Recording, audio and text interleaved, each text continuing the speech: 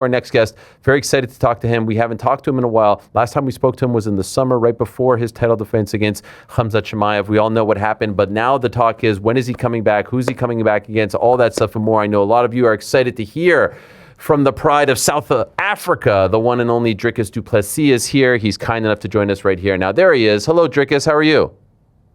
Hey, man. What's up? How you guys doing? I'm doing great. Great to talk to you. Thank you for coming on. I appreciate it very much. A lot to talk to you about, and I'd love to kind of work in chronological order since it's been a minute since we last spoke. Could I ask, as you now, 6, 7 months later, look back on August in Chicago, how do you feel about that night? How do you digest that night all these months later about what transpired at that event in August? Yeah, I mean, it was obviously not a great night at the office, and that's the way these things happen. I mean, it is the fight game. Sometimes, it's just on the night, the game plan just doesn't come to light, and what you had in your head just didn't. What I had in my head didn't come to light, and at the end of the day, I lost that fight fair and square. But the great thing about that is now I get to come back and show the people why I'm the best in the world. It had been so long since you tasted any kind of defeat. You had been on this amazing run. What did that feel like to go through a bad night at the office, so to speak, for the first time in so long, first time in the UFC as well? Yeah, I mean, it was obviously horrible. I hated losing. I absolutely hated it. It was the worst. I hated it, but no, it's past me now. It's what I'm about to do. It's what the future holds, and I just can't wait. It obviously stung. It hurt for quite a bit of quite a while, but I mean, if it didn't feel like that, I wouldn't be the world champion. Right. And that's also the reason why I am going to be the world champion again, is because I hate losing. How long did it feel like you needed to get over it? Like, clearly now you're over it and you're looking to the future, and I get that. How long did the sort of mourning period last? I mean, it will probably last, like, I'll hate the loss until I get my win again. Okay. If that makes sense. But, in terms of getting back on the horse, not very long. That's not the kind of person I am, to stay down. As soon as I got, I was beaten, and then it was time to, shake it off and get back on the horse. He received a lot of criticism, Khamzat did, for the performance. Do you think it was warranted? Listen, it was a good performance. The fight it was just terrible. I would have hated it if I paid to watch that. I know your head coach was critical of Mark Goddard for not standing you guys up. Did you share that sentiment? Did you feel like there should have been more stand-ups?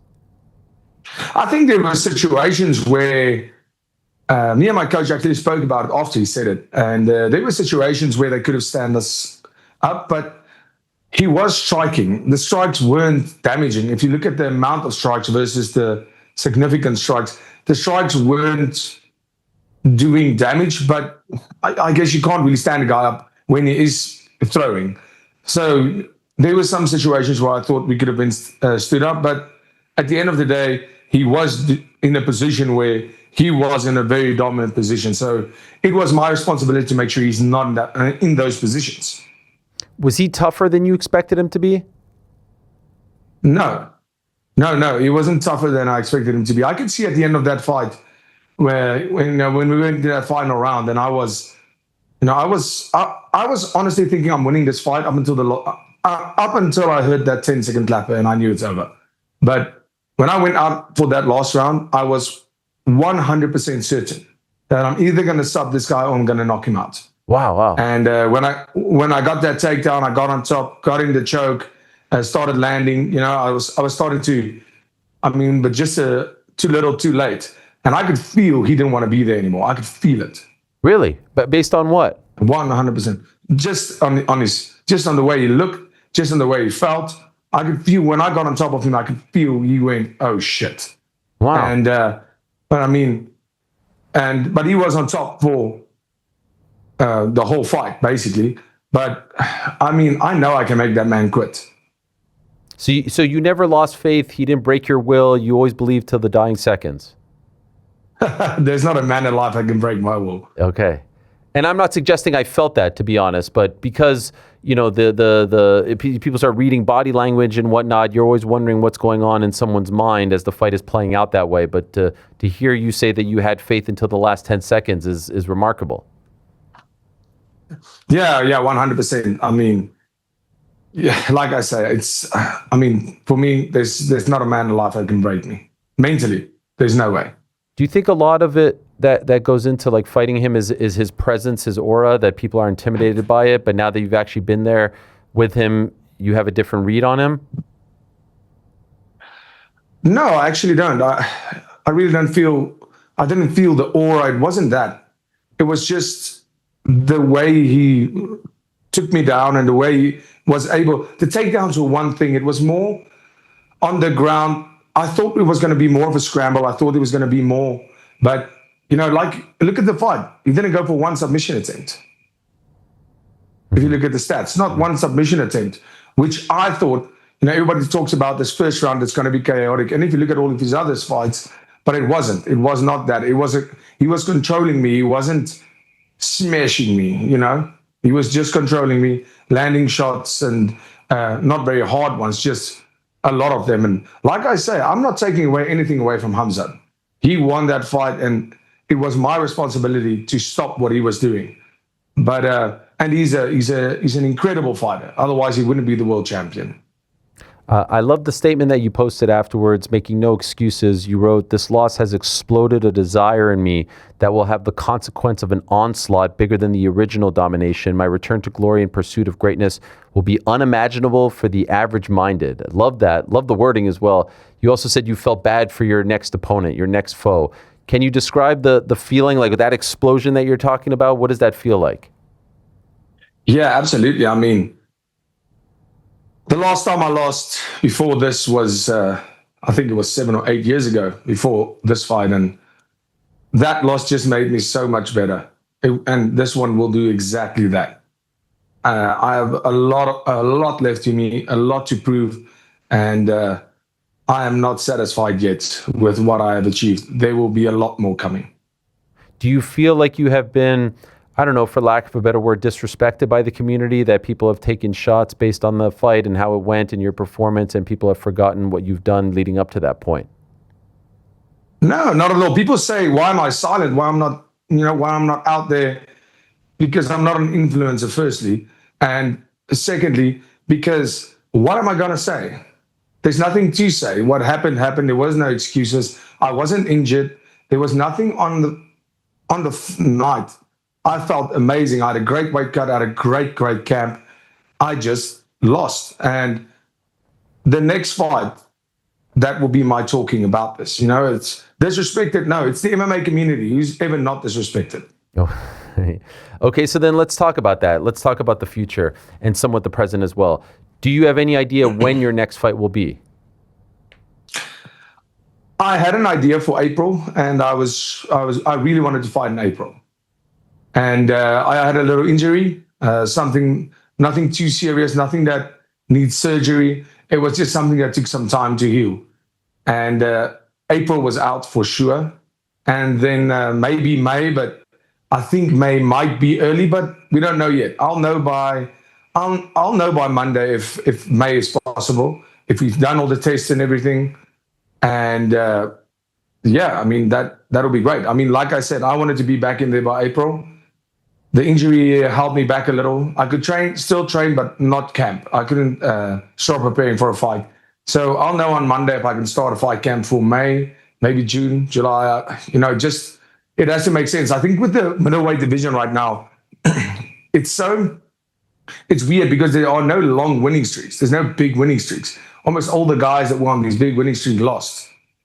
And so it's interesting. It's going to be interesting to see who they give me. I know they said Kamaru Usman got the offer. I didn't get that offer ever.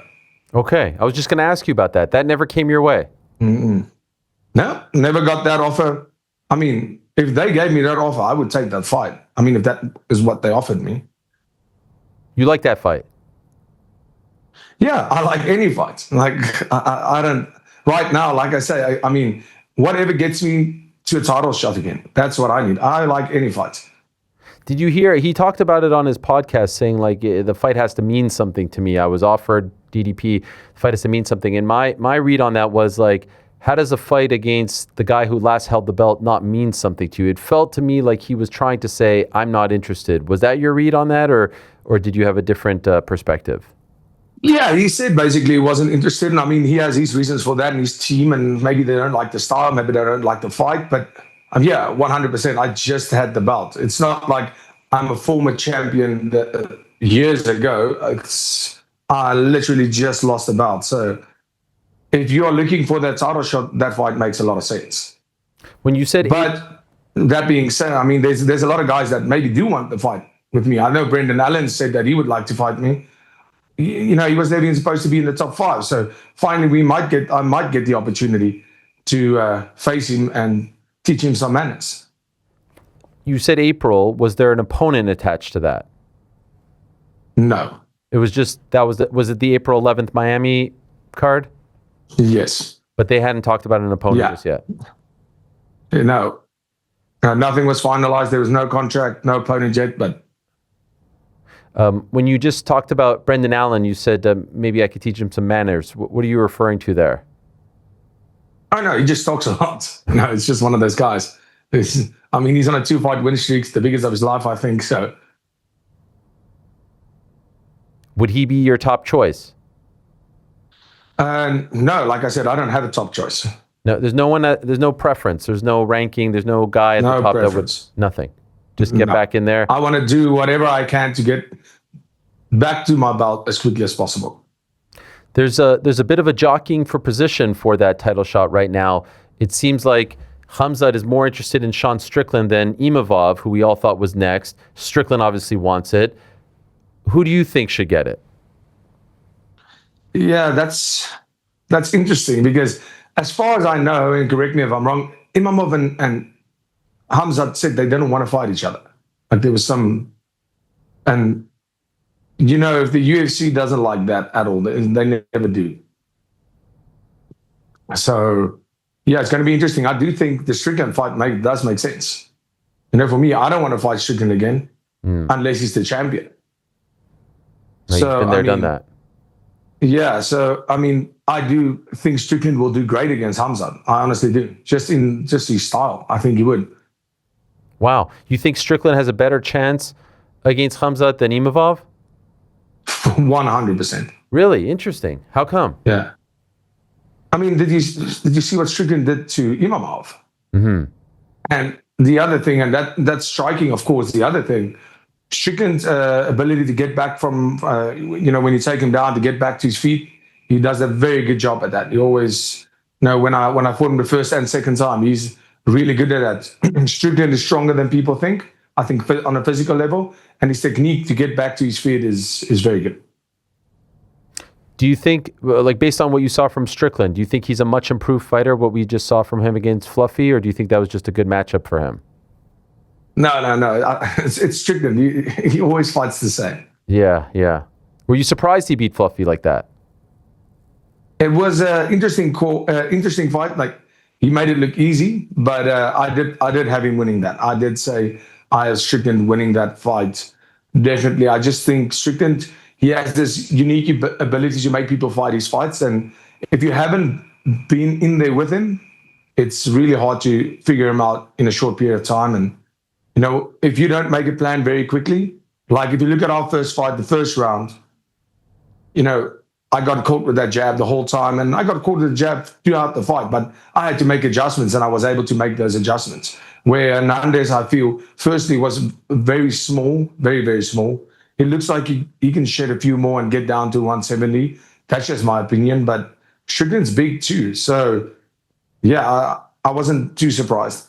Based on your read of the landscape, how many wins do you think it will be needed for you to get back into a title fight? The thing is, I honestly believe it's all about performance. It's not just the win. It's not with the UFC. It doesn't work like that. It's not always the guy that wins the most fights that get a title shot. It is about performance, entertainment, and going out there and showing that you deserve to be the world champion. You're right about that because I mean, just look at Strickland, right? He gets one win. Yeah, 100%. Yeah, and now he's right back in that picture, which is wild. Other than you, do you see anyone that could give Khamzat a run for his money? Would you say it's Strickland? Like in the middleweight division, based on who's available right now, do you feel like there are any great threats? Obviously, you believe in yourself, and I don't doubt that for a second. Is there anyone else that you see as a threat to him? Yeah, I don't know myself. I don't really think anybody else. I think Strickland is the runner-up. Okay. What about Khamzat as far as like just, it seems like he doesn't fight as active as some of the other champions. How do you feel about that? But we've known this for years. I mean, who's surprised? Okay. But it's one thing when you're not the champion, right? You like when you're not the champion, you just kind of go at your own pace. When you are the champion, there is some kind of, I think, expectancy that you're going to be somewhat active, right? Yeah, I believe so. But I mean, that's his decision. Yeah. We do have an important middleweight fight this weekend. Caio Borralho against RDR. Who do you like in that? How do you see it playing out? That's a very interesting fight. It's a very it's a very good fight. I don't know. I feel like RDR said like he wants to take some time and get his body right, and they had to fix some stuff in terms of his cardio, and he was overtraining. And that wasn't too long ago. I would have maybe liked him to take maybe just a month or two extra before getting in there. But, he knows his body, and his team, obviously, they know what they're doing. So, and I like him. I think he's an awkward guy. I do believe that Caio has a bit better striking, but I do believe RDR is bigger and that he has the better grappling in that fight. And just curious, while we're talking about matchups, your old foe Israel Adesanya is coming back against Joe Pyfer later this month, and some were surprised by the booking that that we didn't see Joe in his orbit. What do you think about that fight, and how do you see it playing out? Yeah, I think it's great. Adesanya is at a place in his career, I think, and I think he said it as well. Where he wants exciting fights, he loves this sport. It's not about titles anymore. I think that's faster. I think this is, for him now, it's the fights that get him excited and that gets the fans excited, and that's going to deliver those, fight of the night performances. And I think this fight is exactly that. It's one guy has a power advantage, the other guy the skill advantage, and it's going to be incredible to watch. I saw you were in Thailand for a bit. Have you gone there in the past, or was this part of maybe a new chapter for you? No, I've been to Thailand many times before. Went there training when I was younger. I used to go there every year, and then I started going to train in the States and everything. And then, I want to start my year right with do a little pre-camp in Thailand. And myself and Cameron decided that we're going to head there for a couple of weeks. Okay. Is that when you suffered the small injury? Indeed, yeah. Okay. And I would imagine at that point you're really gearing up. You're starting to get the wheels in motion. Setback, big or small, was it a tough blow to process? Yeah, it was. I mean, it's just annoying, Yeah. But it's the fight game. It's just these things happen. It's thank God it's not something massive that requires surgery or anything like that. It's just a blowback that keeps you from going 100%. It doesn't seem like the DDP business is suffering. We were looking once again.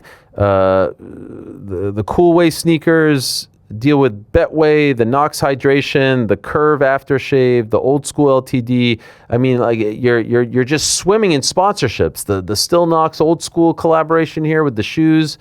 What's going on here, DDP? You're killing it over there.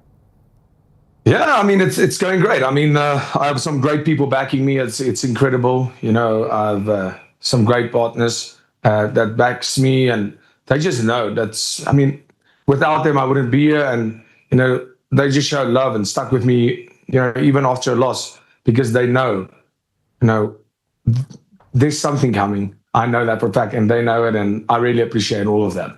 The reason I bring that up is because sometimes when someone loses the belt, people start jumping off the bandwagon, stop doing deals, whatever the case is. It doesn't seem like you've experienced that in any way, shape, or form. Nope. No, not at all. Not at all. It's only a matter of time before I have my belt back anyway. That's the facts. That's it. What are you thinking? Is this year too premature given where things are at? Are you thinking 2027? What are you feeling? Well, I mean, if our champion ever fights again, that would help. But I mean, I would like to have my belt back before the end of this year. Okay, wow. And do you think that's feasible? I think so. Well, once again, Yeah. I don't have the belt right now, so I mean, it's not my decision to make. But I would like to have 2 more fights this year, but. Would you like for it to be against him? Like, does it have to, winning the belt back, would it be sweeter if it's against Khamzat? Yeah, absolutely. Absolutely. I would love to fight him for the title. Yeah, I mean, I want to get my win back as well. You know, if he goes up to light heavyweight, I will get my belt back and I'll go running off to. I'll go get him. Okay, so you need this one back. I don't need it back, but I'm getting it back. Okay. When I say it, I mean the you want the win. You want to right the wrong. Yeah, of course. I just know I'm a more physical person than he is. He was just better at 10% of this game than I was. He said on the Jackson podcast recently he beats you 100 out of 100 times. Did you see that?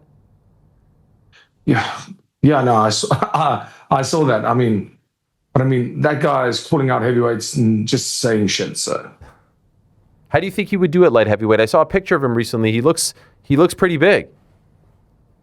Khamzat's not a very big guy. People say he's so big. He's not a big guy. When I got in there, I was surprised to how small he was. Actually, he's lanky and he's tall, but he's not a thick guy. No. Okay. Is he stronger than your typical middleweight, or same, less, average? No, I would say at middleweight, he's an average strength-wise middleweight. Okay. His technique on the ground is very good. His pressure on the ground is very good. And that makes him hard. That makes him hard to deal with on the ground. Have you sat down and watched the fight? Yeah. Yeah, of course. Is that difficult for you? It was in the beginning because it's the most boring fight in the world to watch. So it's hard getting through it. But yeah, I mean, it's what needs to be done. And obviously, I didn't like seeing myself losing. I hated it. But, you know, that's how I learn. That was only a learning experience. And that's, of course, I watched the fight a lot, actually, and making sure that those same mistakes don't happen again. Wow, so you've watched it more than once? Yeah, of course. Wow. Maybe like twice a week. Really? Oh, did I lose you? Did we lose him? Yes, of course. Yeah, I mean, that's how I study fights. Wow, yeah. Twice. Are you good? Yeah, sorry, you froze for a second. Because there's some people that I know, we've talked to over the years. I want to erase that from my memory. I'm never watching it again. You've watched it twice a week since August? Yeah, I mean, I would say it took me around 3 weeks after the fight before I actually watched it again. And then since then, I watch it quite often to make sure that, it's part of my training. It's watching my fights and knowing what I did wrong and seeing the mistakes. What's the mood that you're in when you do that? Like, are you on the treadmill? Are you doing a workout? Or are you just sitting down in your living room or the gym? You're just watching it and doing nothing, locked in? When I do, sometimes when I'm just on the cycle for an hour, I'll do it. But a lot of times when I'm doing it more technically, I'll have a pen and paper and I'll write down exactly what I see. Wow. And are you seeing a lot of new things now? Like, do you see new stuff every time you watch? Yes, the devil is in the details. It's things happen so quickly, and then you see the mistakes you make, especially at this level. It's not massive mistakes. Yeah. It's always 1 foot. Your 1 foot was too far away. Your balance wasn't there. And that's the kind of stuff we need to work on in training. And that's the stuff that my coach sees, that I see. And that's the stuff we have to work on and figure out, because those small mistakes, as you fix them, they make big mistakes. Are you bringing in any new training partners or coaches to, have any more emphasis on grappling, on wrestling? Yes, absolutely. We will. We don't have names yet. And even if I had, I'm going to be telling you. Fair enough. But these are tweaks that you are going to make in training. Absolutely.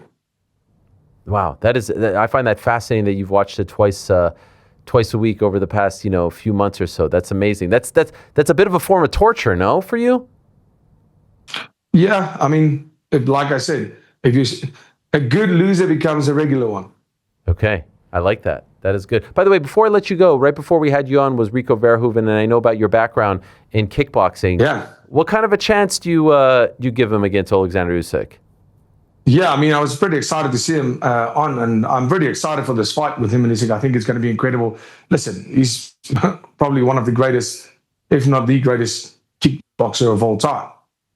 He's incredible, and people always say, especially with him, it's different from kickboxing to go to boxing, because you are only focusing on kicks and hands. But with MMA, your time is split between grappling, wrestling, conditioning,